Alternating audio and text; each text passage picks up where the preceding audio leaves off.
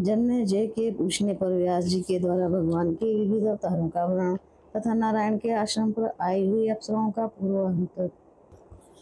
जन्मेजय ने पूछा, मुनिवर, भगवान विष्णु के सभी कर्म बड़े ही अद्भुत हैं। प्रभु श्री हरि ने बुद्ध जी का शाप सत्य करने के लिए किस प्रकार अवतार धारण किए और किस मनवंतर में उनका पधारना हुआ। धर्म के रहस्य को जानने वाले ब्रह्मा भगवान के अवतार की पाप नाशनी एवं सर्व सुखदायिनी कथा का विशुद्ध रूप से वर्णन करने की कृपा कीजिए। व्यास जी बोले, राजन, जिस मनवंतर एवं जिस युग में भगवान श्री हरि के जैसे जैसे अवतार हुए हैं उन सबको मैं बतलाता हूँ, सुनो। नृपवर चतुष मनवंतर में भगवान श्री हरि का धर्म अवतार हुआ था। उस समय वह धर्म नामक ब्राह्मण के पुत्र होकर नर और नारायण नाम से धरातल पर प्रसिद्ध हुए। इस व्यवस्थित मनवंतर के दूसरे चतुर्युगी में अत्रि के पुत्र बनकर भगवान धराधाम पर पधारे थे। वह उनका दत्तात्रेय अवतार था। अत्रि की पत्नी अनसुईया ने ब्रह्मा, विष्णु एवं शंकर इन तीन प्रधान देवताओं से पुत्र बनने का वर मांगा था। उसी को सत्य करने के लिए वे उनके यहाँ अवतरित हुए थे। उन अत्रि पत्नी अनसुईया का पतिव्रताओं में सबसे प्रमुख स्थान है, जिनके प्रार्थना करने पर ब्रह्मा, विष्णु और शंकर तीनों देवताओं ने पुत्र बनने की बात स्वीकार कर ली थी। ब्रह्मा जी चंद्रमा के रूप में पधारे। स्वयं भगवान श्री हरि ने दत्तात्रेय का रूप धारण किया। शंकर जी दुर्वासा बने। इस प्रकार तीनों महानुभावों ने अनसुईया को माता बनने का गौरव प्रदान किया था। देवताओं का कार्य सिद्ध करने के लिए चौथे चतुर्युग में भगवान का नरसिंह अवतार हुआ था। उनके मनोहर विग्रह में मनुष्य और सिंह दोनों के रूप लक्षित होते थे। उनके उस अवतार का उद्देश्य हिरण्यकशिपु को मारना था। उन्होंने ऐसा नारसिंह रूप बनाया था जिससे देखकर देवता भी आश्चर्य में डूब गए थे। श्रेष्ठ त्रेता युग में बलि का शासन करने के लिए भगवान ने वामन रूप से वसुधा को पवित्र किया था। उस समय वह मुनिवर कश्यप के घर पधारे थे। महाराज बलि यज्ञ कर रहे थे। भगवान श्री हरि वामन का वेश बनाकर यज्ञ में पहुंच गए और छल करके बलि का राज्य छीन लिया। साथ ही उन्हें पाताल में रहने की आज्ञा प्रदान कर दी। 19वें चतुर्युग में त्रेता में भगवान श्री हरि का परशुराम अवतार हुआ था। उस समय वे मुनिवर जमदग्नि के पुत्र बने थे। वह बड़े बलवान थे। कई बार उन्होंने शत्रुओं का संहार कर डाला। वह श्रीमान, सत्यवादी और जितेंद्रिय थे। समूची पृथ्वी पर महात्मा कश्यप का अधिकार करा दिया। राजन, त्रेता युग में भगवान का रामा अवतार हुआ था। वह भगवान महाराज रघु के वंश में प्रकट हुए थे। उन्होंने दशरथ को पिता होने का सुअवसर दिया था। भगवान श्री हरि के अंश से जिन महाबली नर और नारायण का भूमंडल पर पहले अवतार हो चुका था, वह ही 28वें युग के द्वापर में पुनः धराधाम पर पधारे। नर अर्जुन हुए और नारायण श्री कृष्ण। भगवान ने पृथ्वी का भार दूर करने के लिए मृतलोक में आने का कष्ट उठाया था। वह शासक के पद पर प्रतिष्ठित हुए। उन्होंने कुरुक्षेत्र में अत्यंत भयंकर एक महान युद्ध करवाया था। राजन, इस प्रकार प्रत्येक युग में भगवान के बहुत से अवतार हुआ करते हैं। भगवती प्रकृति के आदेशानुसार अवतारों का होना निश्चित है, क्योंकि वह सारी त्रिलोकी उसी के वशीभूत है। वह प्रकृति अपनी इच्छा के अनुसार ही जगत को निरंतर नचाया करती है। परम पुरुष परमात्मा को प्रसन्न रखने के लिए देवी प्रकृति अखिल जगत के सृष्टि में संलग्न रहती हैं। सर्वप्रथम पर ब्रह्मा ने इस चराचर जगत का सृजन किया। वह ब्रह्मा आदि पुरुष है। उसका सर्वत्र प्रवेश है। उसे कोई जान नहीं सकते। वह अविनाशी है। वह ना तो किसी के आश्रित रहता है और ना उसका कोई रूप ही है। वह सदा शांत और सबसे महान है। उपाधि भेद से वही तीन प्रकार का प्रतीत होता है। उससे योग माया का अभिन्न संबंध है, जिससे ये परा प्रकृति लक्षित हो रही है। उत्पत्ति और काल के योग से वह प्रकृति उससे भिन्न प्रतीत होती है, किंतु है एक ही। यही प्रकृति सुरक्षा पूर्वक विश्व के सर्जन एवं संरक्षण में तत्पर रहती है। सबका मनोरथ पूर्ण करना उसका स्वाभाविक गुण है। कल्प के अंत में संहार करना भी उसी का कार्य है। विश्व को मोहित करने की योग्यता रखने वाली ये प्रकृति तीन रूपों से विराजमान है। इसी के एक एक रूप से संबंधित होकर ब्रह्मा, विष्णु और शंकर क्रमशः विश्व के सर्जन, संवर्धन तथा संहार रूपी कार्य में सफलता प्राप्त करते हैं। इसी प्रकृति ने राजाधिराज भगवान श्री राम को रघुकुल में प्रकट होने की प्रेरणा की थी। दानवों को परास्त करने के लिए जहाँ कहीं भी भगवान अवतार ले सकते हैं, ऐसी उस प्रकृति देवी की व्यवस्था है। ऐसे इस संसार में भी प्राणियों की सृष्टि होती है। कोई सुख भोगते हैं तो कोई दुख। सभी पर विधि विधान लागू है। कोई स्वतंत्र नहीं है। जन्मे जी ने पूछा, मुने, नर और नारायण के आश्रम पर अप्सराएं जुटी थी, ये प्रसंग आप कह चुके हैं। नारायण शांत चित होकर अकेले बैठे थे। अप्सराओं द्वारा घृणित प्रस्ताव हो रहे थे।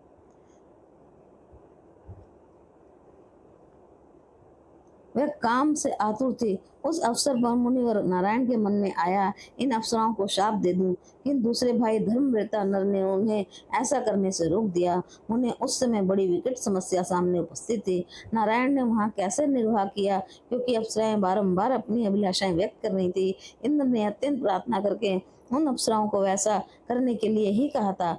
जब अप्सराओं ने नारायण से स्पष्ट कह दिया, आप हमारे पतिदेव बन जाइए, तब नारायण ने क्या किया दादाजी? मैं मुनिवर नारायण का ये मोक्षदायी चरित्र सुनना चाहता हूँ, आप बताने की कृपा कीजिए। व्यास बोले, धर्मज्ञ राजन, धर्मनंदन, महात्मा नारायण की कथा कुछ प्रसंग अभी बता रहा हूँ, सुनो।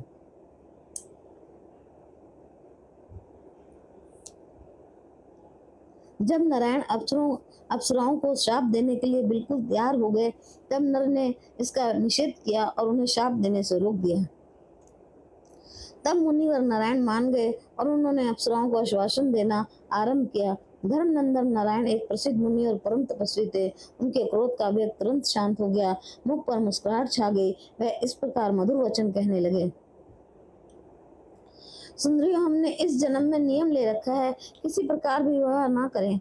ये हम दोनों की प्रतिज्ञा है। अतः तुम लोग हम पर कृपा करके स्वर्ग पधारो। धार्मिक व्यक्ति दूसरे के नियम को भंग नहीं किया करते, ये निश्चित है। महाभागो, अब तुम कृपा पूर्वक हमारे व्रत की रक्षा होने दो। मैं दूसरे जन्म में तुम्हारा पति बनूंगा, इसमें कोई संशय नहीं है। सुंदरियों, देवताओं का कार्य समित प्रकार से संपन्न करने के लिए 28वें युग के द्वापर में मैं भूमंडल पर प्रकट होऊंगा। उसी समय तुम सभी अलग अलग जन्म लेकर मेरी पत्नी बनोगी। राजाओं के घर तुम्हारी उत्पत्ति होगी, पश्चात तुमसे मेरा संबंध हो जाएगा। यूं भगवान नारायण ने उन्हें पत्नी बनाने की बात सुनाकर आश्वासन देने के पश्चात जाने का प्रस्ताव उपस्थित किया। वह निश्चिंत होकर वहां से चल पड़ी। इस प्रकार नारायण से विदा पाकर वह अप्सराएं स्वर्ग पहुंची और उन्होंने इंद्र को सारा वार्तांत क्या सुनाया। अप्सराओं के मुख से नारायण का विशद वार्तांत सुनने और उर्वशी को देखने के बाद इंद्र ने उस महान पुरुष नारायण की बड़ी प्रशंसा की।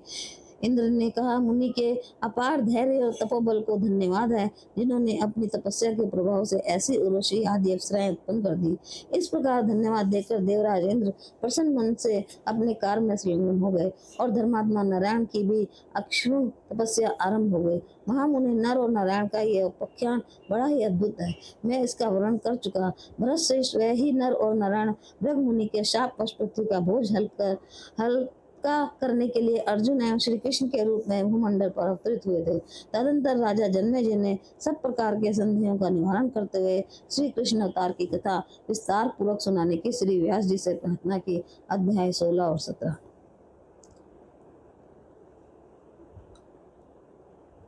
भ्राक्रांत पृथ्वी का भगवान की शरण में जाना, योग माया का आश्वासन देना। व्यास जी कहते हैं, राजन, भगवान श्री कृष्ण की लीला बहुत विस्तृत है, उसे कहता हूँ सुनो। देवी का अद्भुत चरित अवतार में कारण हुआ करता है, अर्थात सच्चिदानंद स्वरूपनी आदि शक्ति के मन में सृष्टि की इच्छा उत्पन्न हुई कि अवतार का आरंभ हो गया। एक समय की बात है, पृथ्वी दुष्टों के भार से अत्यंत दब गई थी। उसे असीम कष्ट हो रहा था। वह दीन और भयभीत होकर गाय का रूप धारण करके आंखों से आंसू बहाती हुई स्वर्ग में पहुंची। इंद्र ने पूछा, वसुंधरे, इस समय कौन सा भय तुम्हारे सामने उपस्थित हो गया? किसके प्रयास से तुम इतनी दुखी हो रही हो? अरे, तुम्हें क्या कष्ट है? देवराज इंद्र की बात सुनकर पृथ्वी बोली, देवेश, आप मुझसे पूछते हैं तो मैं सारा दुख बताती हूँ, सुनने की कृपा करें। महानद, इस समय दुष्ट राजाओं का भार मेरे लिए असहाय हो गया।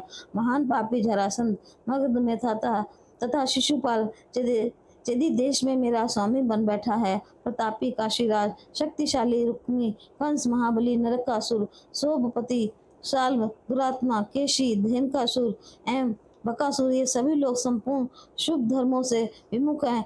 इनमें परस्पर लाग डांट लगी रहती है। ये बड़े दुराचारी, सदा अभिमान में चूर रहने वाले तथा काल स्वरूप हैं देवेंद्र, इनसे मुझे बड़ी व्यथा हो रही है। विभु, मैं इनके भार से बहुत ही दब गई हूँ। इस भार का वहन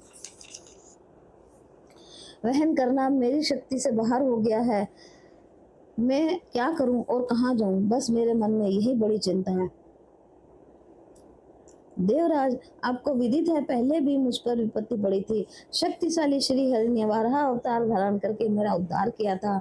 उस समय वे मेरे उद्धारक न हुए होते तो इस समय उससे भी अधिक दुख भोगने का अवसर ही कैसे आता, क्योंकि उस समय कश्यप नंदन दुराचारी हिरण्याक्ष ने मुझे चुराकर आगाध जल में डुबो दिया था। उस अवसर पर भगवान विष्णु ने शुक्र का रूप धारण करके उस दुष्ट दैत्य को मारा और मुझे जल से बाहर निकाला, साथ ही मेरे स्थिर रहने की व्यवस्था कर दी।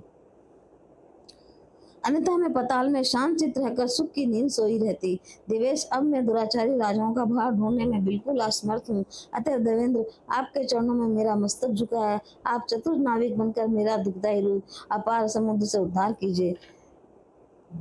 तदंतर इंद्र की सम्मति से पृथ्वी ब्रह्मा जी के पास गई। फिर ब्रह्मा जी ने उनको भगवान विष्णु के पास चलने को कहा। समस्त गुण एवं पृथ्वी को आगे करके वे भगवान विष्णु के भव्य भवन पर पहुंचे और वेद वाक्यों द्वारा उन्होंने भगवान श्री हरि की स्तुति आरंभ कर दी। उनके मन में भक्ति और नम्रता का भाव भरा था। ब्रह्मा जी ने कहा, प्रभु, आप हजार मस्तक वाले हैं, हजारों नेत्रों चरणों से आप सुशोभित हैं। आप देवाधिदेव सनातन वेद पुरुष हैं। रमापते, आप सर्वत्र विराजमान हैं। हमें जो अमृत प्राप्त है था आगे होगा, यह संप्रति विद्यमान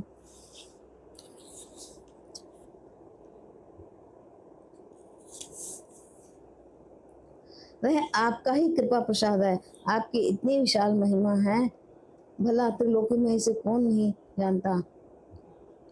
आप ही इसके आप ही सबके कर्ता धर्ता और संहार होता है।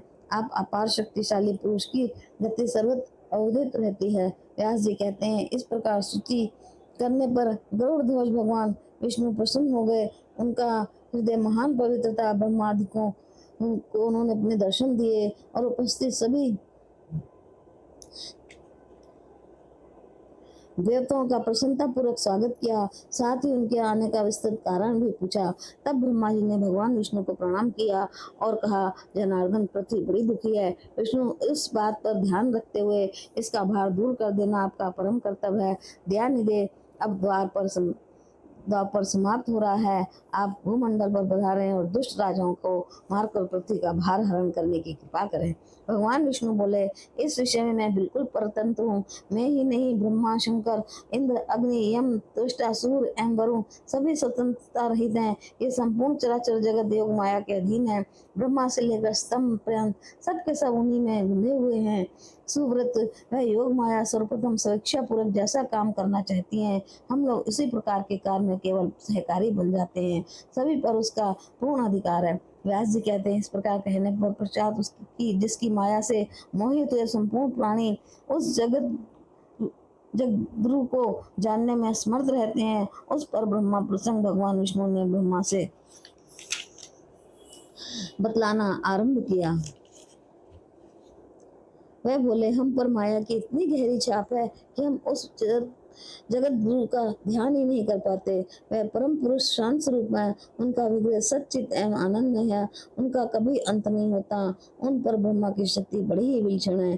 कल्प के आरंभ होते समय सुधा सागर में मैं तुम उस शक्ति को देख भी चुके हो। उस समय शंकर सहित मैं भी उनकी झांकी कर रहा था। फिर मणिद्वीप में भी उस शक्ति का दर्शन हुआ था। उस समय परिजात नामक वृक्ष के नीचे रास मंडल था। सारा समाज जुटा था।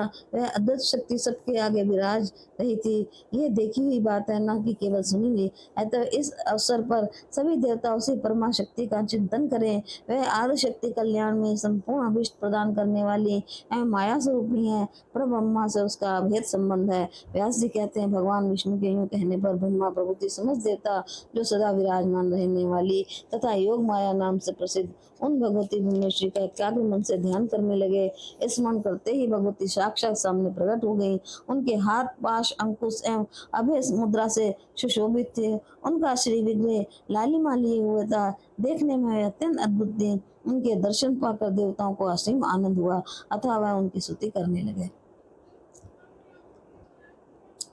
देवता बोले, जिस प्रकार मकड़ी की नाभि से सूत तथा आग से चिंगारियां निकलती हैं, उसी प्रकार जिनसे ये जगत प्रकट हुआ है, उस परमा शक्ति को हम प्रणाम करते हैं। जिनकी मायक शक्ति के प्रभाव से यह संपूर्ण चराचर जगत स्थित है, उन भगवती भुवनेश्वरी का हम चिंतन करते हैं। उनका विग्रह चिन्ह में है, वह करुणा के समुद्र हैं, जिन्हें ना जानने से जगत का प्रपंच सामने बना रहता है और जान लेने पर जगत की नश्वरता प्रत्यक्ष हो जाती है। ये ज्ञान स्वरूपणी भगवती भुवनेश्वरी का हम ध्यान करते हैं। वह हमें सद्बुद्धि प्रदान करें, वह महालक्ष्मी हमारे ध्यान का विषय बने, उनमें सारी शक्तियां वर्तमान है, उनके चरणों में हम मस्तक झुकाते हैं। वह देवी हमें सत्कर्म में लगाने की प्रेरणा प्रदान करें। माता तुम्हें हमारा नमस्कार है। भूमंडल का भार दूर करने में कुशल भवानी, प्रसन्न होकर हमें कल्याण की भागी बनाओ। दया से द्रवित रहने वाली देवी, इस समय ये कार सामने उपस्थित है। ये प्रतिभार से अत्यंत व्याकुल है। महेश्वरी, तुम दैत्यों को मारकर उसका भार दूर करो। साथ ही साधु पुरुषों का कल्याण करना भी तुम्हारा परम कर्तव्य है। माता, इस समय जो कंस, भूमासुर, काल काल यवन, केशी, जरासन, बकासुर, पूतना, खर और शाल प्रभृति प्रधान नरेश हैं तथा इनके अतिरिक्त भी जो भूमंडल के राजा हैं, उन्हें यथाशीघ्र मारकर पृथ्वी को उनके भार से मुक्त करने की कृपा करो।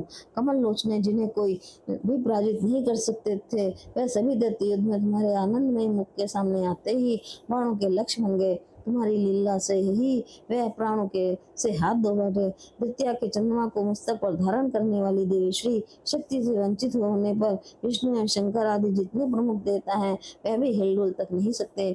शेष नाग भी तुम्हारी शक्ति के अभाव में पृथ्वी को धारण करने में समर्थ नहीं है। इंद्र ने कहा, क्या सरस्वती रहित ब्रह्मा विश्व की रचना में, लक्ष्मी रहित विष्णु जगत की संरक्षण में तथा उमा रहित रुद्र संसार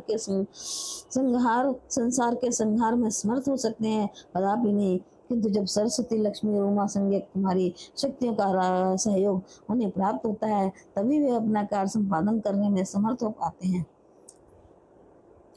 भगवान विष्णु ने कहा, अखिल भूमंडल की व्यवस्था करने में पूर्ण स्वतंत्र देवी, यदि तुम्हारी शक्ति का सहयोग प्राप्त न हो तो कभी भी त्रिलोकी की रचना करने में भगवान ब्रह्मा, पालन करने में विष्णु तथा संहार करने में रुद्र समर्थ नहीं हो सकते। अनग, निश्चित रूप से सब में शक्ति रूप में से केवल तुम ही भास रही हो। व्यास जी कहते हैं, इस प्रकार ब्रह्मा प्रभृति प्रधान देवताओं ने देवी की स्तुति की। तब वह कहने लगी, देवताओं, संताप रहित होकर बताओ, अभी मेरे करने योग्य है कौन सा कार्य है? इस जगत में कोई ऐसा भी असाध्य काम क्यों ना हो और उसकी पूर्ति देवता चाहते हो तो मैं उसे करने को तैयार हूँ। श्रेष्ठ देवताओं, आप सब लोग अपना तथा पृथ्वी का दुख बताइए। देवता बोले, ये पृथ्वी भार से अत्यंत व्याकुल होकर हम लोगों के पास आई है। दुष्ट राजाओं ने उसे महान क्लेश पहुंचाया है। उसकी आंखों से आंसू गिर रहे हैं और उसका शरीर कांप रहा है। भुवनेश्वरी, सर्वप्रथम इसका भार दूर करने की कृपा करें। शिव समप्रति देवताओं का भी यही अभिलषित कार्य है। माता, तुम पहले भी महिषासुर को मार चुकी हो। वह दानव बड़ा ही बलवान था, करोड़ों दत्त उसके सहायक भी थे। वैसे ही पराक्रमी शंभु, निशंभु, रक्तबीज, अपार बलशाली चंडमुंड तथा वैसे ही शक्ति से संपन्न ध्रुवलोचन, ध्रुमुख, दुष्य जो अत्यंत भयंकर एवं प्रतापी थे तथा दूसरे भी बहुत से दुष्ट दैत्य तुम्हारे ही हाथों काल के ग्रास बन चुके हैं। पहले की ही बात अब भी संपूर्ण दुष्ट दैत्यों को जो जगत में राज्य कर रहे हैं, मारकर उन दुराचारों के दुष्भार से पृथ्वी को मुक्त करने की कृपा करें। व्यास जी कहते हैं, जब कल्याण में भगवती जगदम्बा से देवताओं ने यूं प्रार्थना की, तब देवी उनसे कहने लगी। उस समय भगवती का मुख मुस्कान से भर गया था। काले भौएं उनके श्रीमुख को शोभा बढ़ा रही थी। मेघ की भांति गंभीर वाणी में वह बोली। श्री देवी ने कहा, देवताओं, जो अंश अवतार धारण करूं, जिससे संपूर्ण दुष्ट राजाओं के भार से पृथ्वी का उद्धार हो जाए, वह ये विचार मेरे मन में पहले ही आ चुका है। जितने दानव राज्य कर रहे हैं, उन सबको मार डालना मैंने अपना परम कर्तव्य मान रखा है। जरासंध प्रभृति सभी मूर्ख नरेश मारे जाएंगे। महाभाग देवताओं, आप लोग भी अपने अपने अंशों से शक्ति सहित धरातल पर पधारें। मेरे अवतार लेने से पूर्व स्वर्ग के व्यवस्थापक कश्यप जी अपनी पत्नी के साथ युद्ध कुल में जन्म लेकर वसुदेव नाम से विख्यात हों, वैसे ही अविनाशी भगवान विष्णु भी रघु मुनि के शाप अनुसार अपने अंश से वसुदेव के घर पुत्र बनकर पधारने की कृपा करेंगे। मैं उसी गोकुल में यशोदा के घर से प्रकट होंगी। सुप्रतिष्ठित देवताओं, मेरे द्वारा तुम्हारे सभी कार्य सिद्ध हो जाएंगे। विष्णु का अवतार कारागर में होगा, उस समय मैं उन्हें गोकुल ले जाने की व्यवस्था कर दूंगी। महाभाग शेष को देवकी के गर्भ से खींचकर रोहिणी के घर में उपस्थित करना भी मेरा कर्तव्य होगा। मेरी शक्ति का सहयोग पाकर वे दोनों महानुभाव दुष्टों का दलन करने में लग जाएंगे। द्वापर के ये व्यतीत होते ही संपूर्ण दुराचारी राजाओं का संहार कर डालना बिल्कुल निश्चित हो चुका है। साक्षात इंद्र भी अर्जुन बनकर धरातल पर पधारे और दुष्ट राजाओं की सेना के संहार में लग जाएं। धर्म के अंश से प्रकट होकर महाराज युधिष्ठिर धराधाम पर विराजमान होंगे। वायु के अंश से भीमसेन का तथा अश्विनी कुमारों के अंश से नकुल और सहदेव का भी प्रकंठ होगा। उस अवसर पर पशु के अंश से प्रकट होकर भीष्म राक्षस सेना का संहार करेंगे। अब आप लोग यहाँ से पधारे और पृथ्वी भी सुस्थिर होकर समय व्यतीत करें।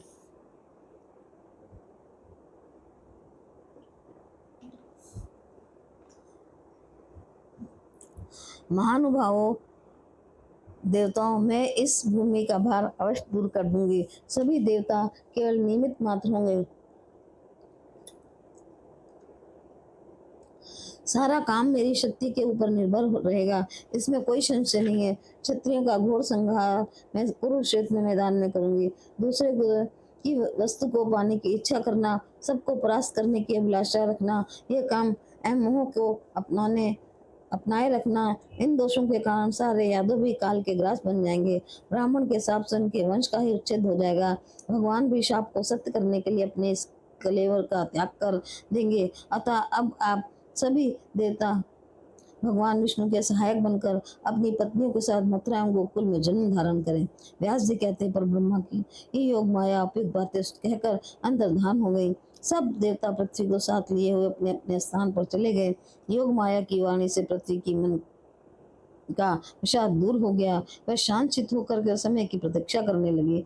जन्मेजय उस पर औषधियों और लताओं का अत्यंत विस्तार हो गया। प्रजा सुखी हो गई और दृश्य जातियों के लिए महान अभ्युदय का अवसर प्राप्त हो गया।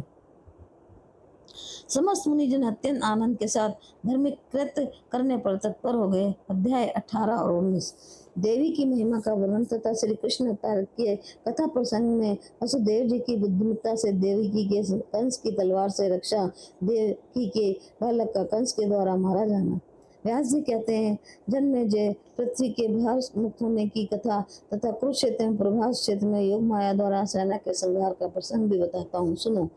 अमित तेजस्वी भगवान विष्णु युद्धकुल से में प्रकट हुए थे। इसमें दो कारण हैं, मुनिर्भुक का शाप और योग माया का प्रबल इच्छा। मेरी समझ से तो योग माया की इच्छा ही प्रधान है। पृथ्वी का भार दूर करना तो निमित्त मात्र था। योग माया का विधान मानकर भगवान विष्णु धरातल पर प्रकट हुए थे।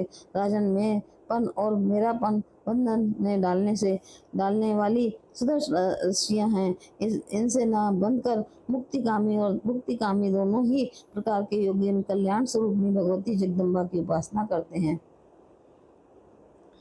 जिनकी किंचित नार भक्ति प्राप्त हो जाने पर भी प्राणी मुक्त हो सकता है, फिर ऐसा कौन सा पुरुष है जो उनकी उपासना न करे।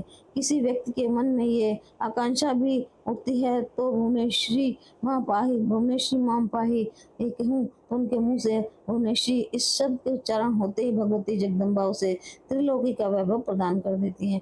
फिर माँ पाही ये कहने पर तो देने कुछ भी ना रहने के कारण भगवती अपने पर भक्त कारण स्वीकार कर लेती हैं। राजन, ये जान लेना परम आवश्यक है कि विद्या और अविद्या ये दोनों रूप इन भगवती के ही हैं। विद्या स्वरूप भगवती के प्रसाद से प्राणी का उद्धार हो जाता है, अविद्या बंधन में डाल देती है। राजन, प्राणी का मरना और मरे हुए का जन्म पाना ये बिल्कुल निश्चित है। संपूर्ण प्राणियों की ये स्थिति चक्के की भांति चक्कर काटती रहती है। मोह जाल से भली भांति बंधा हुआ प्राणी उससे मुक्त हो जाए ये कदापि भी संभव नहीं, क्योंकि माया के विद्वान ने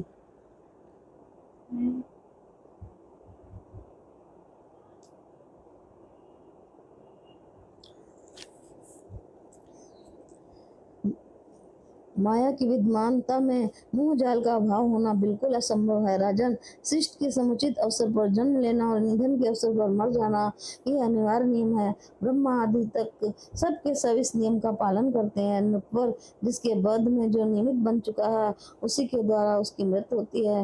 विधि ने जो रच रखा है वह वश होकर रहता है, उसे कोई विफल नहीं बना सकता। जन्म, मरण, बुढ़ापा, रोग अथवा सुख या दुख जिसके लिए जो विधान निश्चित है उसे वह भोगना ही पड़ता है। जगत में ऐसा कोई भी नहीं है जो इस निर्णय को काट सके। परिणाम प्रत्यक्ष दिख रहा है। ये महाभाग सूर्य और चंद्रमा सबको सुखी बनवाने में संलग्न रहते हैं, किंतु अवसर पाकर इन्हें भी शत्रु सताया करता है। ये उसकी पीड़ा से सदा के लिए मुक्त नहीं हो सकते। राजन, देखो, सूर्य नंदन शनि को 6 रोग का भी शिकार होना पड़ा है।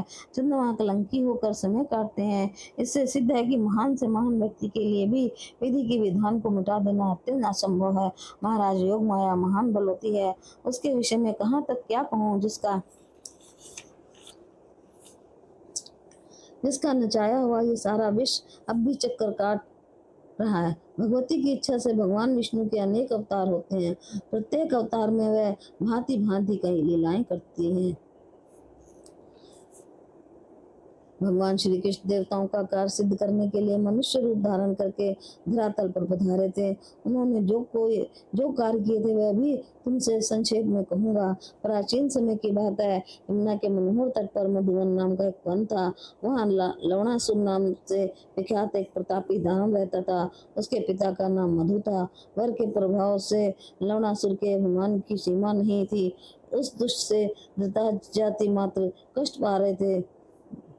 महाभाग लक्ष्मण के छोटे भाई शत्रुघ्न ने उस महाअभिमानी दत्त को संग्राम में मार डाला और वहीं मथुरा नाम की एक अत्यंत रमणीय नगरी बसा दी। मेधावी शत्रुघ्न के 2 कुमार थे। उनकी आंखें कमल के समान थी। उन्होंने उन दोनों पुत्रों को मथुरा के राज का व्यवस्थापक बना दिया। आयु समाप्त होने पर वह स्वयं भी स्वर्ग सिधार गए। समय अनुसार सूर्यवंशी राजाओं की सत्ता मिट गई। तब यादव उस मुक्तिदायिनी मथुरा के शासक हुए। राजन, ये सब बातें आज से बहुत पूर्व की हैं। यति के एक वंशज का नाम सूरसेन था। महाराज, वह मथुरा के राजा हुए थे और वहाँ की सारी संपत्ति भोगने का सुअवसर उन्हें प्राप्त था।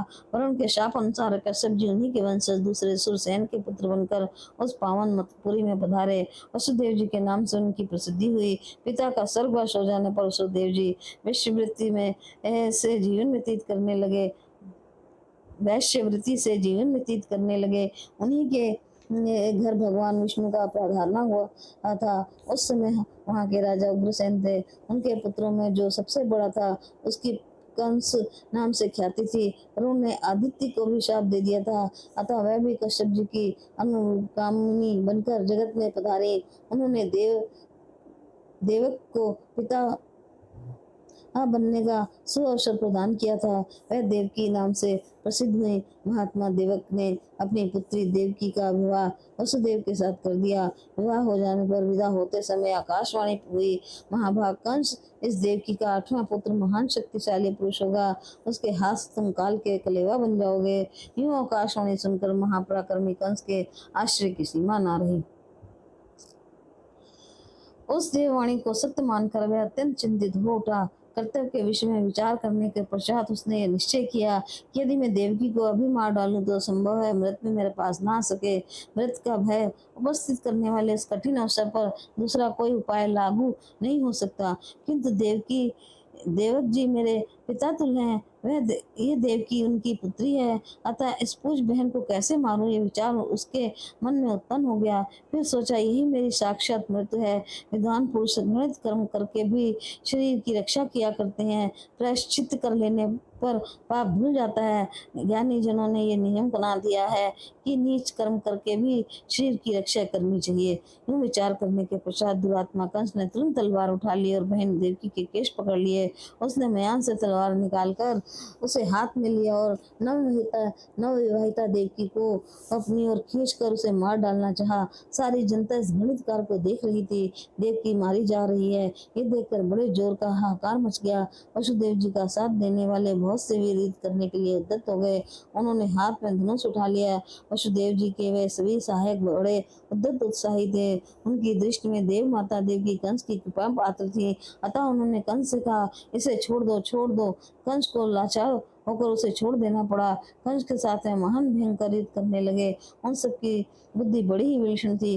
कंस भी साधारण व्यक्ति नहीं था। उस महान भयंकर एवं रोमांचकारी युद्ध के आरंभ हो जाने पर युद्ध कुल के जो प्रसिद्ध वृद्ध पुरुष थे, उन्होंने कंस को युद्ध करने से रोकने की बहुत चेष्टा की और कहा, वीर तुम्हें ऐसी मूर्खता कहाँ से आ गई? ये तुम्हारी आदरणीय बहन है, इसे मार देना सर्वथा अनुचित है। सो भी विवाह के लिए उस उत्तम अवसर पर वीर स्त्री की हत्या अत्यंत दुस्साहकार है। इससे जगत में अपयश फैलता है और घोर पाप तो लगता ही है। केवल आकाशवाणी सुनकर बिना कुछ सोचे समझे ऐसा करना बिल्कुल अनुचित है। संभव है तुम्हारे अथवा इसके भी किसी क्षेत्र में तुम लोगों की अपकीर्ति फैलाने के लिए आकाश में छिपकर ऐसी अनर्थकर बात सुना दी हो। राजन, तुम्हारे अथवा वसुदेव के सुयश को नष्ट करने के विचार से ही किसी माया के जानकर शत्रु ने ये बात घोषित की है। अरे तुम वीर पुरुष होकर भी आकाशवाणी से भयभीत हो रहे हो। तुम्हारे यश को जड़ से उखाड़ फेंकने के लिए ही ये किसी शत्रु की करतूत है।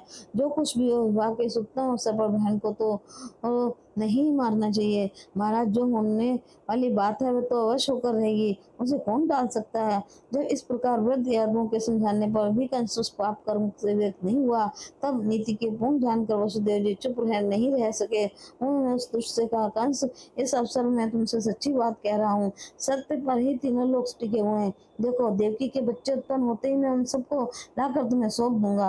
राजन, यदि जन्म होते ही बच्चे आपको ना ला दूं तो उस पाप के परिणाम स्वरूप मेरे पूर्वज भयंकर कुंभी पाप नरक में गिर जाएं।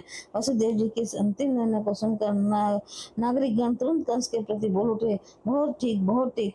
फिर कहा, वसुदेव जी बड़े महात्मा पुरुष हैं, वह कभी झूठ नहीं बोलते।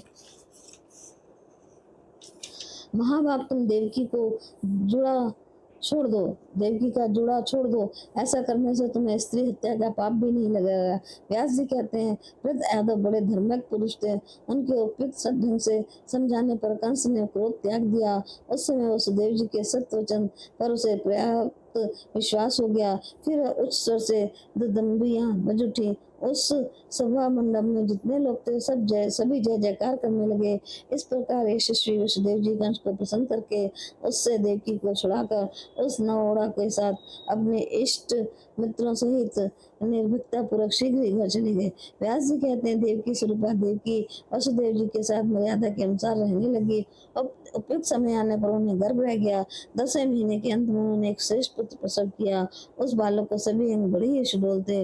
पुत्र के पैदा होते ही प्रसिद्ध सत्यवादी महाभाग वसुदेव जी ने भावी को प्रधान मानकर देव माता देवकी से कहा, वामरु में पुत्र समर्पण की प्रतिज्ञा कर चुका हूँ। ये बात तुमसे छिपी नहीं है। महाभागे, उस समय की कठिन परिस्थिति में प्रतिज्ञा करके ही मैंने तुम्हें बचाया था।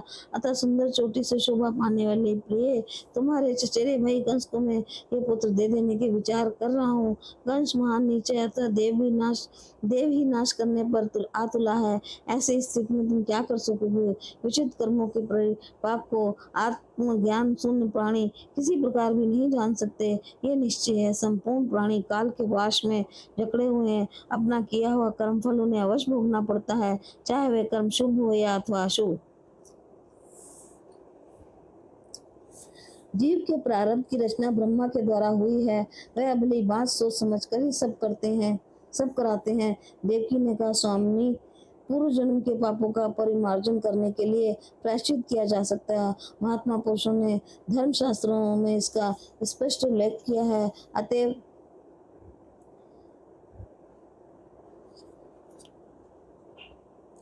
अनग आप ही बतलाइए कि प्रायश्चित करने पर मनुष्य पापों से छूट सकता है या नहीं। यदि नहीं, तब तो धर्मशास्त्र के प्रणेता यज्ञवल्क्य आदि मुनियों के वचनों को कोई मूल्य भी ही नहीं रह जा सकता।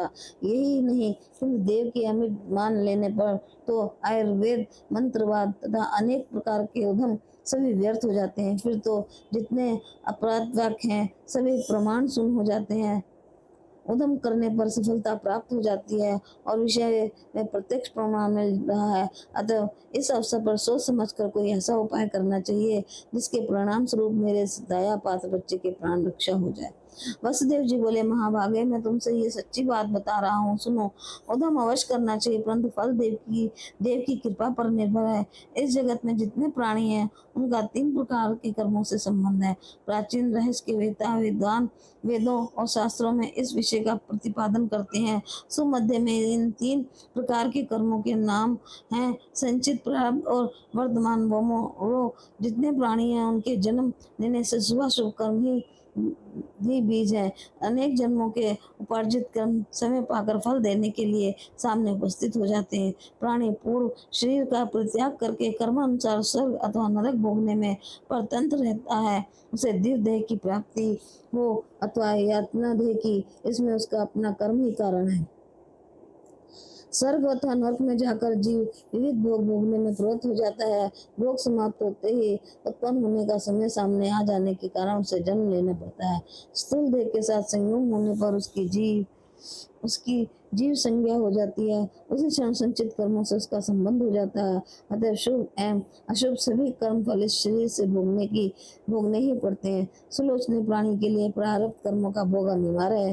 प्रिय प्रायश्चित के द्वारा वर्तमान कर्म नष्ट हो सकते हैं। यदि यथार्थ रूप से प्रायश्चित किया जाए तो संचित कर्मों का नाश भी यथाशीघ्र हो सकता है, किंतु प्रारब्ध कर्मों का नाश तो भोगने पर ही निर्भर है। अतः सब प्रकार से विचार करने पर यही निष्कर्ष निकलता है कि तुम्हारा यह बालक कंस को सौंप ही दिया जाए। यूं करने पर मेरी बात भी मिथ्या नहीं होगी। झूठी बात जगत में निंदा कराने वाली होने से सर्वदा निषिद्ध है। इस अनित्य संसार में केवल धर्म ही सार है। प्रिय, जिसके मुख से सत्यवाणी ही निकलती, उसका जीवन धारण करना ही निष्फल समझा जाता है। जिस असत्य के प्रभाव से लोक में मानव की मान्यता घट जाती है, उसे परलोक में सुखदायी कैसे माना जाए। अतः सुप्रभु, तुम पुत्र को दे दो ताकि मैं इसे कंस को सौंपाऊं। देवी, सत्य की रक्षा करने से भविष्य में कल्याण निश्चित है। प्रिय, सुख और दुख किसी भी परिस्थिति में पुरुष को उत्तम कार्य ही करना चाहिए। सत्य पालन से मेरा अवश्य कल्याण होगा। व्यास जी कहते हैं, इस प्रकार अपने पति देव के कहने पर देवकी ने अत्यंत शोक के इस सात नवजात पुत्र वसुदेव जी को दे दिया। पुत्र को देते समय मनस्विनी देवकी के सभी अंग कांप उठे। धर्मात्मा वसुदेव ने अपने उस बच्चे को ले लिया और वे कंस के महल की ओर चल पड़े। मार्ग में जाते समय जनता ने उनकी बढ़ाई आरंभ कर दी। दर्शकों ने कहा, भाइयों, ऐसे उत्तम विचार से संपन्न वसुदेव जी को देखो। केवल सत्य वचन से बन जाने के कारण ये इस बच्चे को मृत के मुख में झोंकने के लिए लेकर जा रहे हैं। ये महान सत्यवादी हैं, कभी दूसरों की निंदा नहीं करते, इन्हीं का जीवन सफल है। अरे देखो, इनका ये कैसा अद्भुत कर्म है। व्यास जी कहते हैं, राजन, इस प्रकार मार्ग के लोगों के मुख से वसुदेव जी की बढ़ाई को सब निकल रहे थे। वसुदेव जी यथावर कंस के महल में पहुंच गए और तुरंत के उत्पन्न हुए उस बच्चे को कंस के सामने उपस्थित कर दिया। यह बालक मानव नहीं बल्कि कोई देवता था। उस समय महात्मा वसुदेव जी के इस तरह को देखकर कंस के मन में भी अत्यंत आश्चर्य हो गया। उसने बच्चे को ले लिया और हंसते हुए वचन कहा, सुरसेन कुमार वसुदेव, तुम धन्य हो, तुमने मुझे पुत्र दे दिया। इससे तुम्हारी साधुता मैं जान गया। ये बालक मेरा काल नहीं है। आकाशवाणी ने 8वें पुत्र से मेरा मृत्यु बताई है। इस बालक को मारना मेरा अभिष्ट नहीं है। अतः ये कुमार तुम्हारे घर जाए। महामते, तुम्हें नहीं चाहिए कि 8वां पुत्र मुझे अवश्य दे दो। यूं कहकर दुराचारी कंस ने उस बालक को वसुदेव जी के हाथ में सौंप दिया और कहा, ये बालक सकुशल घर लौट जाए। तदंतर वसुदेव जी प्रसन्नता पूर्वक उस बच्चे को लेकर अपने घर की ओर चल दिए। कंस ने निश्चिंत होकर मंत्रियों से कहा, निष्प्रयोजन इस बालक को क्यों मारा जाए। देवकी का 8वां पुत्र मेरा काल होगा। ये बात आकाशवाणी से व्यक्त हुई है। अतः इससे पहले बच्चे को मारकर मैं क्यों पाप का बोझ सिर पर लादूं। इस समय जितने विचार कुशल श्रेष्ठ मंत्री बैठे थे, उन सबके मुख से हाँ महाराज, बहुत ठीक है, ये शब्द निकल पड़े। फिर कंस ने सबको जाने की अनुमति दे दी। सभी अपने अपने घर चले गए। सबके चले जाने पर मुनिवर नारद जी वहां पधारे। उनके आते ही कंस ने अपने आसन से उठकर उनका स्वागत किया तथा पाद और अर्घ्य आदि की समुचित व्यवस्था की। तत्पश्चात राक्षस राज कंस ने मुनि से कुशल पूछकर कहा, महाराज, आपने कैसे पधारने की कृपा की। तब नारद जी ने हंसकर कंस से कहा, महाभाग कंस, मैं सुमेरु पर्वत पर गया था। वहां ब्रह्मा प्रभृति सभी प्रमुख देवता सावधान होकर बैठे थे। उनमें से परस्पर परामर्श हो रहा था कि वसुदेव जी की धर्मपत्नी देवकी के गर्भ से देवादिदेव भगवान विष्णु तुम्हें मारने के लिए जन्म धारण करेंगे। अतः नतक होते हुए तुम देवकी के पुत्र को मारने में क्यों चूक गए। कंस ने कहा, मैं देवकी के 8वें पुत्र को मारूंगा। आकाशवाणी ने उससे यही मेरा काल बतलाया। नारद जी बोले, महाराज अच्छी बुरी हर प्रकार की नीति से तुम अपरिचित ही रह गए। देवताओं की माया का बल तो तुम जानते ही हो, फिर मैं तुम्हें क्या बतलाऊं। अपने कल्याण की इच्छा रखने वाले सूर्य पुरुष को चाहिए कि एक छोटे से शत्रु की उपेक्षा न करे। यदि जोड़ा जाए तो वे सभी बच्चे 8वें कहे जा सकते हैं। ये सब जानते हुए कि तुमने मूर्खतावश इस शत्रु को छोड़ दिया। इस प्रकार कहकर श्रीमान नारद जी तुरंत वहां से चल पड़े। उनके चले जाने पर उस प्रचंड मूर्ख कंस ने बालक को मंगवा लिया और उसे पत्थर पर पटक कर स्वयं सुख का अनुभव करने लगा। अध्याय 20 और 21।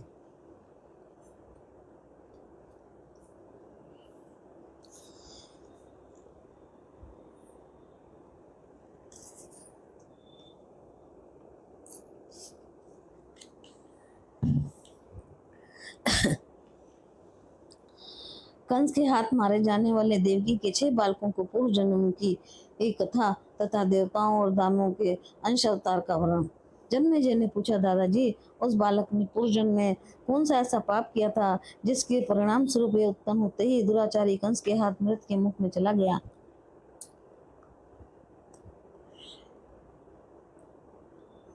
मुनिवर नारद जी भी तो परम ज्ञानी धर्मपरायण एवं प्रधान ब्रह्मवेता थे, फिर वे ऐसा पाप क्यों कर बैठे। स्वयं पाप करने वाला और कहकर पाप कराने वाला दोनों समान पापी होते हैं, ऐसा विज्ञ जनों का कथन है। तो फिर नारद मुनि ने दुराचारी कंस को इस घोर पाप कर्म में प्रवृत्त होने के लिए क्यों प्रेरणा की, इस विषय में मुझे महान संदेह हो रहा है। अतः आप ये बताने की कृपा करें, किस कर्म विपाक से बालक की तुरंत मृत्यु हो गई। व्यास जी कहते हैं, महाराज जी के झूठ बोलने में कभी प्रवृत्ति नहीं होती। वह बड़े सत्यभाषी एवं पुण्यात्मा पुरुष हैं। देवताओं के कार्य साधन में ही वे सदा संलग्न रहते हैं, इसी से उत्पन्न होते हैं ही उन्होंने देवकी के 6 पुत्रों को मरवा डाला। वह मरण से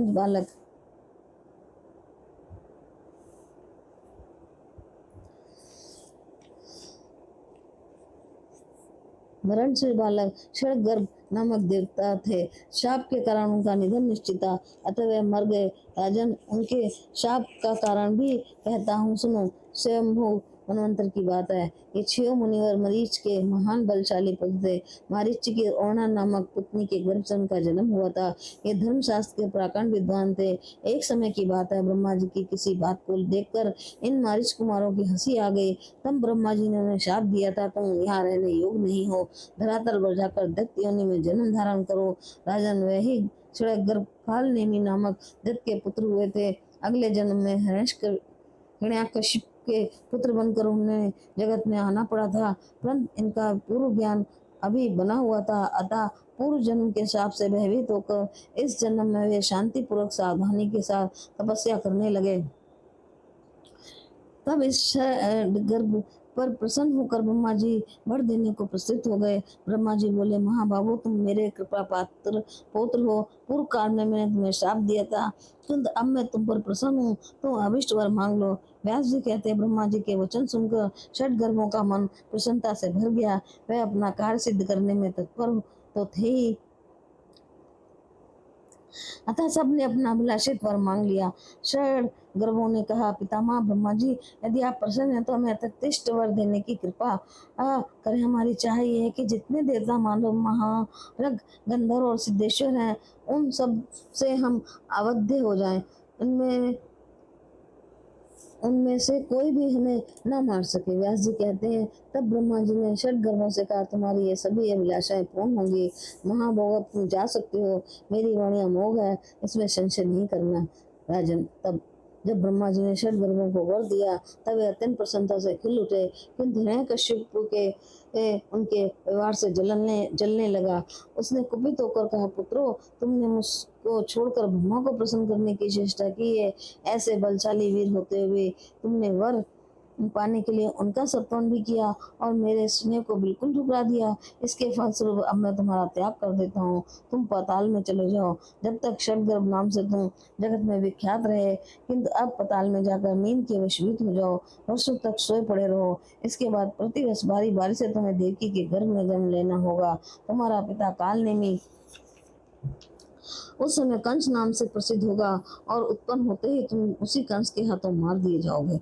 व्यास जी कहते हैं, हिरण्यकशिपु के यूं शाप देने के कारण ही षट गर्भों का बार बार देवकी के घर में गर्भ में आना और आरंभ हो गया। शापानुसार वे 6 बालक मार डाले गए। 7वीं बार शेष जी अपने अंश से देवकी के गर्भ में पधारे। संयोग वश उस गर्भ का स्तव हो गया। योग माया ने बलपूर्वक उस गर्भ को खींचकर रोहिणी के गर्भ में स्थापित कर दिया। 5 महीने पर वह गर्भ गिर गया। यह बात सबको विदित हो गई।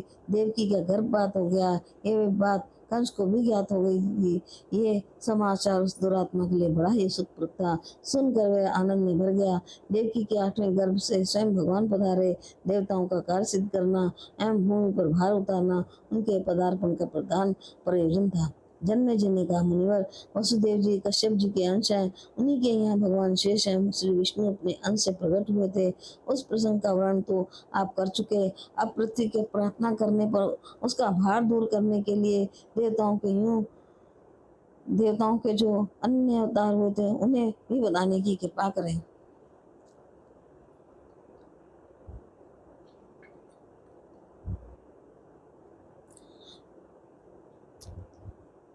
व्यास जी कहते हैं, जो जो देवता एवं दानव अपने अपने अंश से धरातल पर विख्यात हो चुके हैं, उन सबका वार्तन संक्षेप रूप से मैं कहता हूँ, सुनो। वसुदेव जी कश्यप के अंश से और देव की आदित्य के अंश से प्रकट थी। बलदेव जी शेषनाग के अंश से। इन सब के प्रकट हो जाने पर जिन धर्मनंदन नारायण की बात कही जा चुकी है, वही श्रीमान स्वयं भगवान श्री कृष्ण बनकर पधारे। नारायण के श्री कृष्ण रूप में प्रकट हो जाने पर उनके छोटे भाई जो नर हैं, वे अर्जुन बनकर आ गए। धर्म के अंश युधिष्ठिर,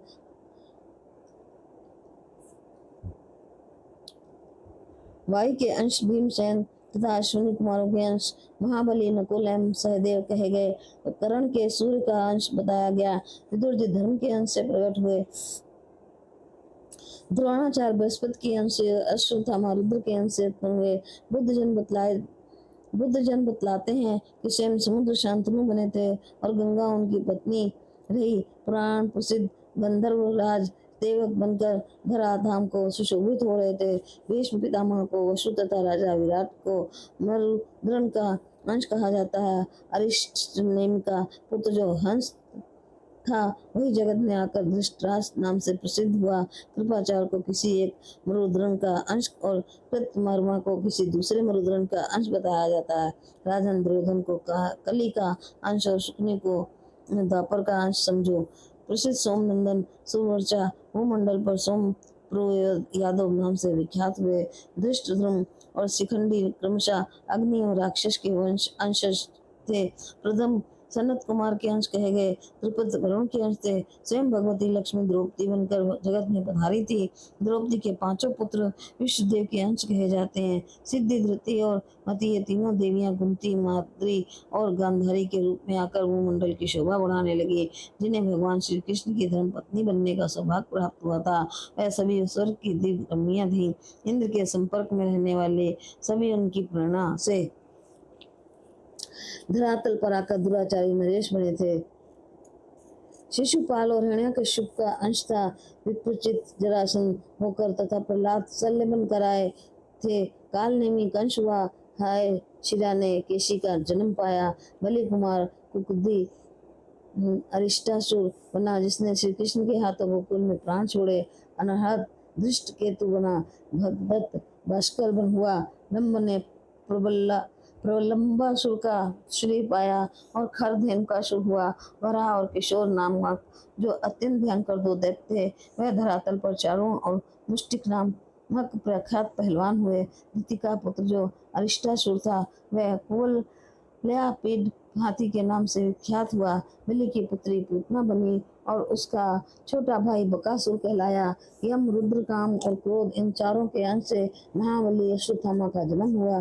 जिस समय ब्रह्मा प्रभृति प्रधान देवता प्रार्थना करने के लिए भगवान श्री हरि के पास पधारे थे, उस समय भगवान ने उन्हें काले और सफेद रंग के 2 केश दिए थे। तदंतर पृथ्वी का भार मुक्त करने के लिए उस काले केश से भगवान श्री कृष्ण और सफेद बाल से महाभाग श्री बलराम जी का प्रकट हुआ।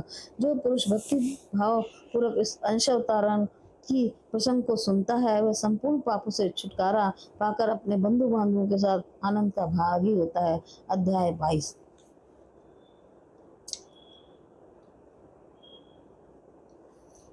कारागर में भगवान श्री कृष्ण का अवतार वसुदेव जी के द्वारा श्री कृष्ण को नंदन भवन में पहुंचाना, योग माया के द्वारा कंस को चेतावनी, नवजात बालकों को मारने के लिए कंस का राक्षसों को आदेश, श्री कृष्ण अवतार का संक्षिप्त चरित्र नंद स्तुति देकर प्रद्युम्न के जन्म तक की कथा।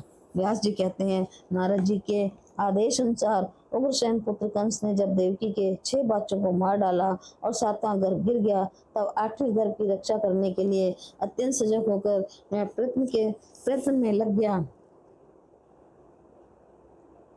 इसी गर्भ से उत्पन्न हुआ बालक मेरा काल है। उसके चित्त से ये चिंता क्षण भर भी दूर नहीं हो पाती। उचित समय आने पर भगवान श्री हरिवंश देव जी के अंदर प्रविष्ट होकर लीला से ही देवकी के गर्भ में विराजमान हो गए। उसी समय भगवती योग माया ने देवताओं का कार्य सिद्ध करने के प्रचार से इच्छा अनुसार यशोदा के गर्भ में प्रवेश किया। गोकुल में रोहिणी जी थी, उनके गर्भ से बलराम जी प्रकट हो चुके थे। कारण कंस के भय से उद्विग्न होकर वसुदेव जी की वह प्रेयसी भार्या रोहिणी उस समय गोकुल में कालक्षेप कर रही थी। तदंतर कंस ने देव वंदिता देवकी को कारागार में बंद कर दिया। उसकी रखवाली करने के लिए बहुत से सेवक नियुक्त कर दिए गए। अपनी धर्म पत्नी पर वसुदेव जी का अनुपम प्रेम था। प्रेम के सूत्र में बंद कर वह भी स्त्री के साथ कैद में पड़े थे। प्रतिक्षण पूर्व जन्म की चिंता उनके मन में खटक रही थी। जब देवताओं का कार्य संपन्न करने के लिए भगवान विष्णु देवकी के गर्भ में पधारे, तब समस्त देवताओं ने आकर उनकी स्तुति की। क्रमशः गर्भ की अवधि पूर्ण हो गई। महीना शुभ श्रावण पड़ा था। उसके कृष्ण पक्ष में अष्टमी तिथि को रोहिणी नक्षत्र का प्रवेश हो गया। उस समय कंस के मन में अत्यंत घबराहट उत्पन्न हो गई। संपूर्ण दानवों फिर उसने कहा, तुम लोगों को अब पूरी तत्परता के साथ देवकी की रखवाली करनी चाहिए, क्योंकि उसके 8वें गर्भ से ही मेरा शत्रु उत्पन्न होने वाला है। यही बालक मेरा काल है, अतः भली बात प्रयत्न करके रखवाली में सावधान रहना परम आवश्यक है। दत्ता इस बालक का वध करने के पश्चात ही मैं अपने भवन में सुख की नींद सोऊंगा। सभी वीर दानव तलवार भाला और धनुष हाथ में लेकर डटे रहें, कभी भी नींद अथवा आलस न आने पाए, सभी स्थानों में दृष्टि दौड़ाते रहें। व्यास जी कहते हैं, इस प्रकार दानवों के आज्ञा देकर कंस तुरंत अपने महल में चला गया। उसका शरीर दुर्लभ हो गया था। भय के कारण उसकी घबराहट की सीमा न थी। महल में भी उसे शांति नहीं मिली। इधर आधी रात के समय हो गया था। देवकी ने वसुदेव जी से कहा, महाराज मेरा प्रसव काल आ गया है, इस अवसर पर मुझे क्या करना चाहिए? यहाँ पर बहुत से भयंकर रक्षक हैं। पूर्व समय में मुझसे नंद रानी की बात हुई थी। उन्होंने कहा था, माननीय तुम अपने पुत्र को मेरे घर भेज देना। ये निश्चय जानो मैं भली बात उसे पाल पोस दूंगी। कंस के मन में विश्वास हो गिरा है कि ये तुम्हारा पुत्र नहीं है, इसीलिए ये प्रयत्न करना कि फिर तुम्हें पुत्र वापसी कर दूंगी। परंतु प्रभु, आज तो बड़ी विषम स्थिति सामने आ गई है। इस समय क्या करना उचित होगा? सूर्यनंदन, आप संताप को अदल बदल करने में कैसे सफलता प्राप्त करेंगे? संतान को अदल बदल करने में कैसे सफलता प्राप्त कर सकेंगे? स्वामी अभी आप मेरे निकट ना आइए, क्योंकि दुस्तर लज्जा मुझे संकोच में डाल रही है। मुख मोड़े ही बात कर लें, इसके अतिरिक्त मैं क्या कर सकती हूँ? देवतुल्य वसुदेव जी। यूं कहने के बाद ठीक आधी रात के समय देवकी ने एक परम अद्भुत बालक प्रकट हुआ। उस सुंदर पुत्र को देखकर देवकी के आश्चर्य की सीमा नहीं रही। हर्ष के कारण उसके सर्वांग पुलकित हो उठा। फिर उस महाभाग ने अपने स्वामी वसुदेव जी से कहा, कांत पुत्र का मुख देखिए। प्रभु, आपका यह पुत्र बड़ा ही दुर्लभ है, क्योंकि आज ही मेरा काल रूपी भाई कंस से मार डालेगा। देवकी के वचन का अनुमोदन करके वसुदेव जी ने उस बालक को हाथ पर उठा लिया। वह अद्भुत कर्मचारी उस पुत्र के मुख को निहारने लगे। उस होनहार बालक का मुख देने के पश्चात उनका मन चिंता का अगाध समुद्र में गोते खाने लगा। सोचा, क्या करूं उस बच्चे के लिए मुझे किसी प्रकार दुख का सामना न करना पड़े।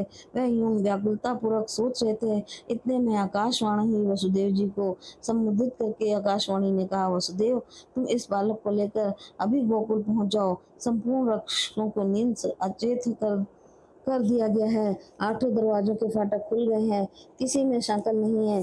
तुम उस बालक को तुरंत नंद के भवन में छोड़कर वहां से योग माया को उठा कर ले आओ। इस प्रकार की आकाशवाणी सुनकर वसुदेव जी बाहर की ओर गए। उन्होंने देखा सभी फाटक खुले पड़े हैं। तब वह तुरंत बालक को लेकर चल पड़े।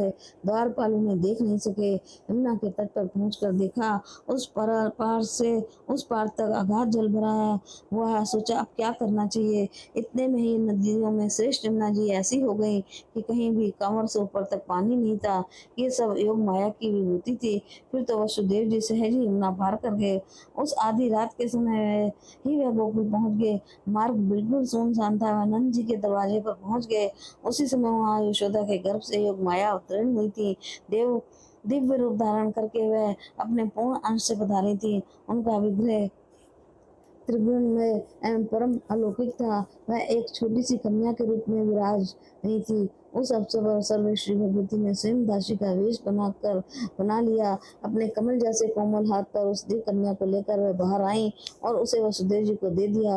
वसुदेव जी ने भी दासी वेश धारण करके पधारने वाली सर्वश्री कर कमल पर अपने पुत्र को रख दिया और उस कन्या को लेकर वह बड़ी प्रसन्नता के साथ शीघ्रतापूर्वक वहां से चल दिए।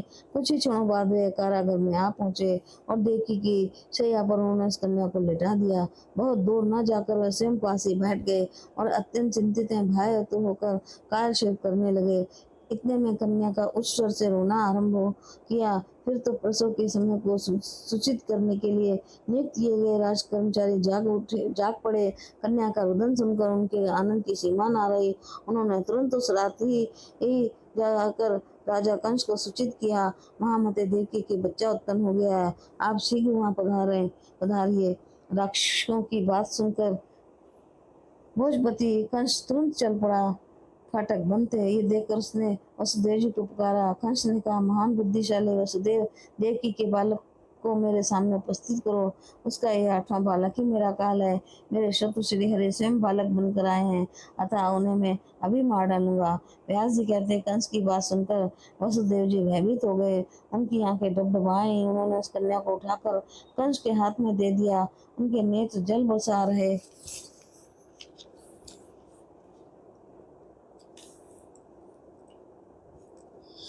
थे। उस कन्या को देखकर राजा कंस महान आश्चर्य में पड़ गया। सोचा, आकाश से देववाणी हुई थी कि नारद मुनि ने भी कहा था कि सब के सब मिथ्या सिद्ध हुए। ये बेचारा वसुदेव तो महान कष्ट में रहकर समय व्यतीत कर रहा है। ये भला झूठी बात कैसे बना सकता है। मेरे सभी रक्षक बड़ी सावधानी के साथ अपने काम में संलग्न थे। इसमें किंचित मात्र संदेह नहीं है। हो न हो यहाँ जन्मने वाला बालक कहीं अन्य जन्म पा गया और कहीं अदम पैदा होने वाली कन्या यहाँ उत्पन्न हो गई। काल की बड़ी विसंगति है। पापी कंस अपने कुल का घोर कलंक था। उसके हृदय में अनुमात्र भी दया नहीं थी। सब कुछ सोचने समझने पर भी उसने कन्या को मार डालने का ही निश्चय किया। अतः उसने कन्या को ले लिया और उसके पैर पकड़े और उसे पत्थर पर दे मारना चाहा। इतने में यह कन्या उसके हाथ से छूटकर आकाश में चली गई। आकाश में जाते ही उसने दिव्य रूप धारण कर लिया और मधुर स्वर में कंस से कहा, अरे पापी, मुझे मारने से तेरा क्या प्रयोजन सिद्ध होगा। मेरा तेरा प्रबल शत्रु उत्पन्न हो चुका है। किसी प्रकार भी उसका दमन नहीं किया जा सकता। तुझे नराधम को वह अवश्य मार डालेगा। ये कहकर कल्याण स्वरूपनी देवी सप्रसन्नता पूर्वक आकाश में विराजमान हो गई। उस समय कंस के मन में आश्चर्य की सीमा नहीं रही। वह अपने घर चला गया। उसके मन में भयंकर कारण घबराहट उत्पन्न हो गई थी। बकासुर, धेनुकासुर और बदकासुर प्रभृति संपूर्ण दानवों को बुलाकर उसने कहा, दानवों, तुम सभी मेरा कार्य संपन्न करने के लिए जाओ और जहाँ कहीं भी बालक जन्म उत्पन्न होते हैं वे उसे मार डालना। बालकों को मारने वाली पूतना अभी नंद के गोकुल में चली जाए। वहाँ अभी के उत्पन्न हुए जितने बच्चे मिले उन्हें मेरी आज्ञा मानकर तुरंत मार डालना पूतना का परम कर्तव्य है। धनकासुर, वतासुर, केशी, प्रलंबन और बक, ये समस्त देव दानव मेरा कार्य सिद्ध करने के विचार से गोकुल में ही डटे रहे। इस प्रकार संपूर्ण दानवों को आदेश देकर पापी कंस अपने महल में चला गया। उसके मन पर चिंता की घटा गिरी थी। वह अत्यंत दीन सा हो गया था क्योंकि उसे बार बार शत्रु रूप श्री हरि का स्मरण हो रहा था। व्यास जी कहते हैं, प्रातः काल होते ही नंद जी के महल में पत्र सब बनाया जाने लगा। ये बात चारों ओर फैल गई कि किसी दूत के मुख से कंस ने भी सुन लिया। वसुदेव जी की स्त्रियां आदि सभी नंद के गोकुल में ठहरे हुए हैं। ये बात कंस से अवदित नहीं रही, अतः भारत गोकुल के विषय में उसे महान संदेह उत्पन्न हो गया। इसके पूर्व नारद जी भी सभी कारण बता चुके थे। उन्होंने स्पष्ट कह दिया था कि गोकुल में जो नंद प्रभृति तथा उनकी स्त्रियां वे सभी देवता हैं। देवकी और वसुदेव आदि भी वही है। निश्चय ही वह तुम्हारे शत्रु है। नारद जी के इस वचन से कुल में कलंक लगने वाला ये कंस वस्तु स्थिति को भली बात समझ गया। वह बड़े बड़े पाप में भी उसकी प्रवृत्ति हो जाती थी। राजन उसका मन क्रोध से ओतप्रोत था। समनुसार पूतना बकासुर बतासुर महाबली धेनुकासुर और प्रलंबन ये सभी असुर अमित तेजस्वी श्री कृष्ण के हाथ मृत के मुख में चले गए। श्री कृष्ण ने गोवर्धन पर्वत को हाथ पर उठा लिया। इस अद्भुत कर्म को सुनकर कंस के मन में विश्वास हो गया कि इन्हीं के द्वारा मेरा मरण निश्चित है। फिर केशी के निधन का समाचार मिलने पर उसके मन में अत्यंत उदासी छा गई। तब तो वह धनुष यज्ञ देखने के बहाने श्री कृष्ण और बलराम को बुलाने के यत्न में लग गया। उस नीच कंस की बुद्धि सदा पाप में रत रहती थी। उसने अमित तेजस्वी भगवान श्री कृष्ण और बलराम का वध करने के विचार से उन्हें ले आने के लिए क्रूर जी को जाने की आज्ञा दे दी है। क्रूर जी कंस का अनुशासन मानकर हर गोकुल गए और भगवान श्री कृष्ण एवं बलराम को रथ पर बिठाकर मथुरा लौट आए। यहाँ आकर दोनों भाइयों ने धनुष तोड़ दिया। रजक कुवलयावीर हाथी चारों और मुष्टि के प्राण हर लिए। भगवान श्री कृष्ण ने शल और तोशल को भी मृत के मुख में भेज दिया। लीला पूर्वक कंस की चोटी पकड़ ली और उसे सदा के लिए जमीन पर सुला दिया। तदंतर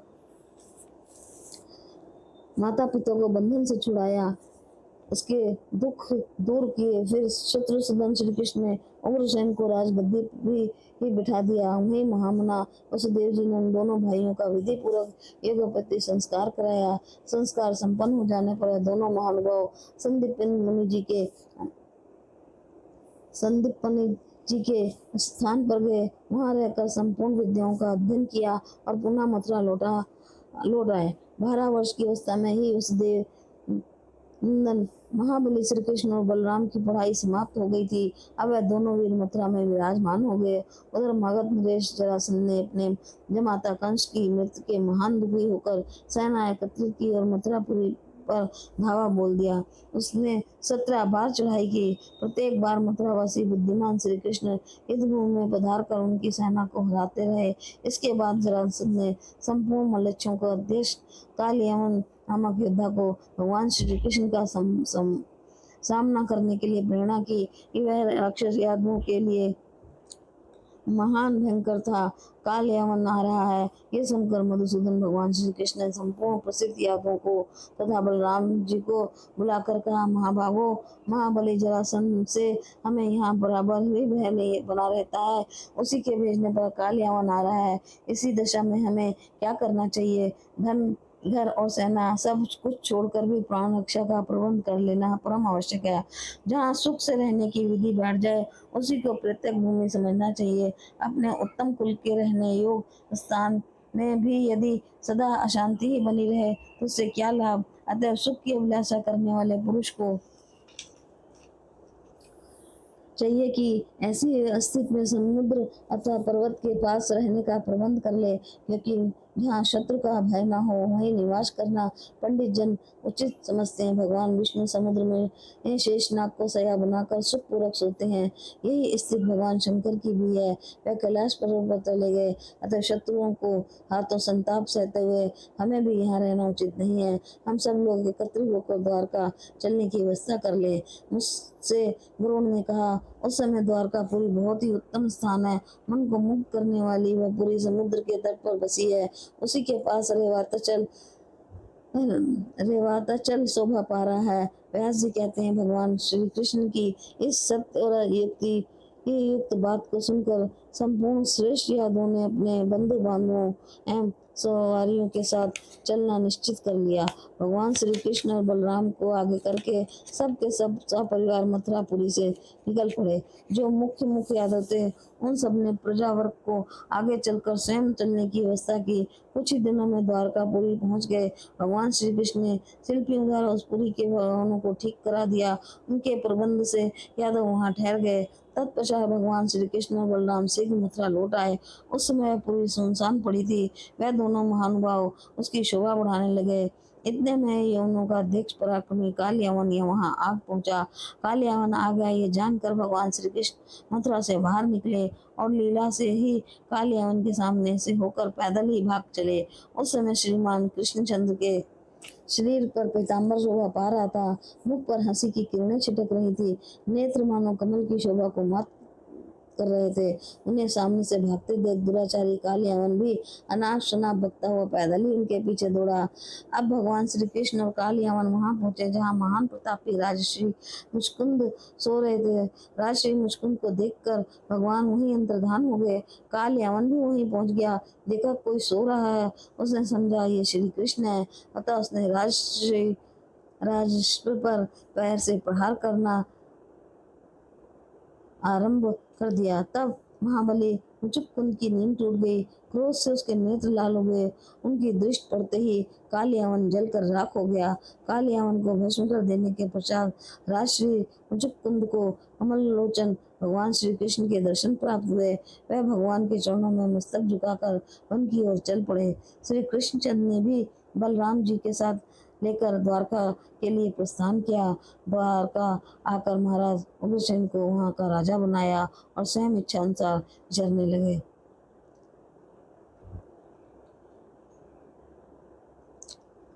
रुक्मिणी के विवाह का स्वयंवर सजा था। शिशुपाल से विवाह के बाद निश्चित हो गई थी, परंतु भगवान श्री कृष्ण उन्हें हर ले आए। उन्होंने रुक्मिणी के साथ विवाह कर लिया। तत्पश्चात जामवती, सत्यभामा, मित्रविंदा, कालिंदी, लक्ष्मणा, भद्रा और नागरजिती प्रभृति दिव्य देवियों को बारी बारी से ले आए और उन सबके साथ पाणी ग्रहण संस्कार कर लिया। राजा ने इस प्रकार उनकी 8 पत्नियां हुई। वह सभी अप्रीतम सुंदरी थी। रुक्मिणी के गर्भ से प्रिय दर्शन रोदम का जन्म हुआ। भगवान श्री कृष्ण ने प्रथम के जात कर्म आदि सभी संस्कार संपन्न किए। प्रथम जी प्रसव गृह में थे। पराक्रमी संबासुर वहां से उन्हें हर ले गया। उसने प्रथम जी को अपनी नगरी में ले जाकर मायावती के पास रहने की व्यवस्था कर दी। इधर पुत्र का हरण देकर भगवान श्री कृष्ण का मन अत्यंत उद्विग्न हो गया। ऐसी दशा में उन्होंने भक्ति भाव पूर्वक उन भगवती की शरण ली जिन्होंने वृतासुर आदि दैत्यों को खेल ही खेल में मार डाला था। इसके बाद भगवान ने योग माया की उत्तम स्तुति आरंभ की। स्तुति के पद बड़े ही सुंदर थे। सार गर्भित अक्षरों में वाक्यों में उन पदों की पूर्ति हुई। भगवान श्री कृष्ण ने कहा, माता पूर्व काल की बात है। मैंने बद्रिका आश्रम में धर्म के घर पुत्र बना था। तुमने मेरी अटूट श्रद्धा थी। तपस्या के प्रभाव से मैंने तुम्हें प्रसन्न कर लिया था। तुम्हें से तुम्हारी पूजा होती थी। जननी, क्या तुम्हें वे बातें विस्मृत हो गई? बड़े आश्चर्य की बात है, किस दुराचारी ने प्रसव गृह से मेरे बच्चे को हर लिया, अथवा किसी ने कौतूहल पूर्वक मेरा अभिमान दूर करने के लिए ही ये प्रपंच रचा है। चारों ओर दुस्तर खाइयां हैं, उनसे भली बात सुरक्षित ये पुरी है। पुरी के मध्य भाग में मेरा भवन है। भवन के बिल्कुल भीतर प्रसव गृह की व्यवस्था हुई है। सदा किवाड़ बंद रहते हैं। इतने पर भी बालक हर लिया गया। न तो मैं किसी दूसरे नगर में गया था और न यादव ही कहीं गए थे। पुरी की रक्षा करने में सुप्रसिद्ध वीर नियुक्त थे। जननी, तुम्हारा प्रभाव सर्वविदित है। तुम्हारी ही माया से ये घटना घटी है। इसी से किसी माया ने मेरे पुत्र को हर लिया। जननी, तुम्हारा चरित्र अत्यंत गुप्त है। इसे जानने में मैं भी असमर्थ हो गया।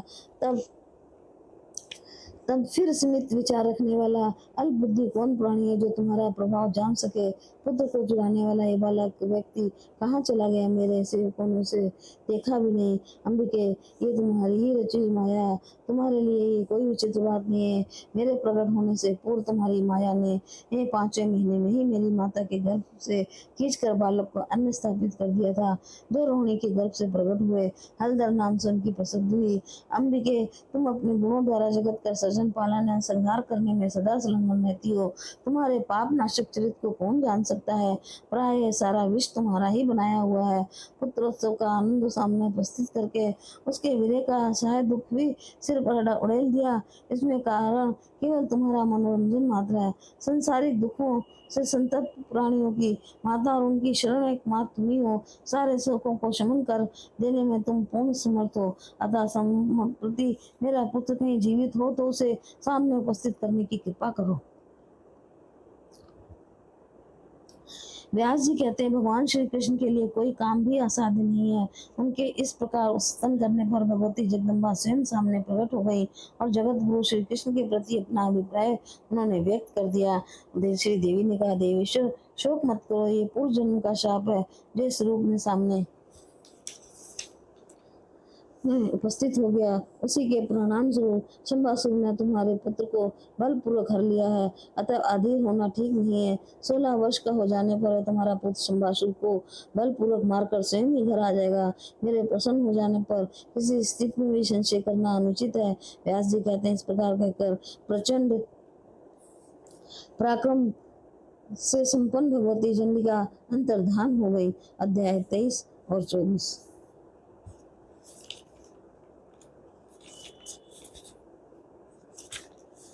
श्री कृष्ण का शिव जी की प्रसन्नता के लिए तप करना और शिव जी के द्वारा श्री कृष्ण को वरदान। राजा जन्मेजय ने कहा, मुनिवर, आपके मुखार बिंद से ये प्रसंग सुनकर मुझे महान आश्चर्य हो गया। जगत गुरु श्री कृष्ण में सारी शक्तियां निहित थी, फिर भी उनका पुत्र प्रसव गृह में हर लिया गया। ऐसी घटना कैसे हो गई?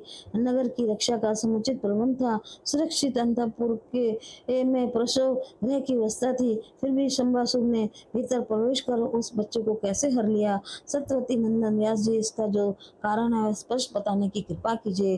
व्यास जी कहते हैं, राजन, माया में अनुपम शक्ति है, मानव को मूढ़ बना देना इसका स्वाभाविक गुण है। लोग इसे शांभवी कहते हैं। जगत में कौन ऐसा है जो इसके प्रभाव में ना आया हो? मनुष्य का जन्म पाते ही सभी मनोचित गुण उनमें आ जाते हैं। संपूर्ण गुण देह से संबंध रखते हैं। देवता अथवा दानव कोई भी इस नियम का उल्लंघन नहीं कर सकता। भूख, प्यास, नींद, भय, आलस्य, मोह, शोक, संशय, हर्ष, अभिमान, बुढ़ापा, अमृत, अज्ञान, ग्लानि, वैर, ईर्ष्या, दाह, मद और श्रम, ये सभी देह के साथ ही उत्पन्न होते हैं। राजन, सभी पर इसका प्रभाव कुछ न कुछ पड़ता है।